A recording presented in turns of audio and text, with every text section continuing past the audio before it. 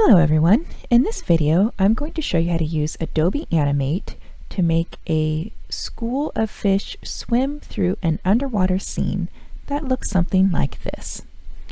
Let's get started. First I'm going to go to New File, choose Full HD, which is 1920 by 1080. Frame rate will be 24 and the platform type ActionScript 3.0 and create. I'm going to change my view to something around 75% so I can see all the edges. Now I am going to go to File, Import, Import to Stage, and I'm going to choose one of my previously made underwater scenes. So I'm going to use my underwater rock formations and choose that file and click Open. You can see that my rock formation has one layer and many sublayers. So what I'm going to do is unclick the top layer and just go down and click the water parts, and there are 3 of them. So I will go to Import as a single bitmap image and import. And I will name this water and I'll put a padlock on it. Next, plus sign and File, Import, Import to Stage. Get the same file and I will unclick my layers at the top. Now I'm going to get my back rock formations, which are these 4, and then import. And I'll name this back rocks, and I'll go ahead and lock that. And then my last one is going to be the front rocks. So File, Import, Import to Stage.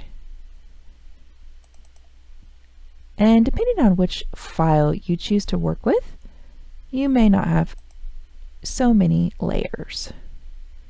So let me go ahead and get my front pieces. There's 4 of them, and import a single bitmap image and import, and I'll call this front rocks and lock it. All right, now new layer. Now I'm going to go get my fish. File, import.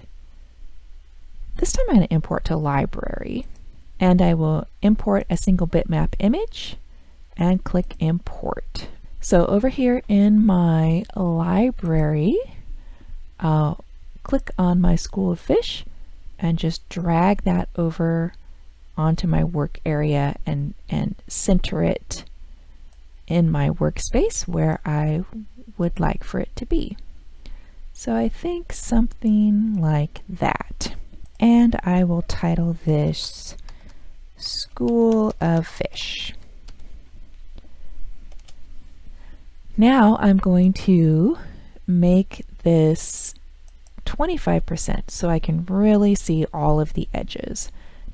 With the selection tool, I'll make sure that my fish objects are selected. Control C to copy, Control Shift V to paste in place. Now I will drag them to the side, and I'll hold down Shift while I'm dragging them to make sure that they stay aligned and don't move up or down. Now Control Shift V again to put another copy, and I'll hold down Shift and drag these forward. Now I'm going to make my frame size a bit larger so I can see what I'm doing better by moving this slider, and I'm going to go down to 12 seconds. You might use different timing. It depends on what you want to do with your project. So here's 12 seconds, and I'll go ahead and select all of these frames and push F6 on my keyboard to make a keyframe for all of them. Now I'll go back to my school of fish and click in the first frame. And now I'm going to draw a selection around all of my fish, then go to my last frame, frame 12, and click to select it.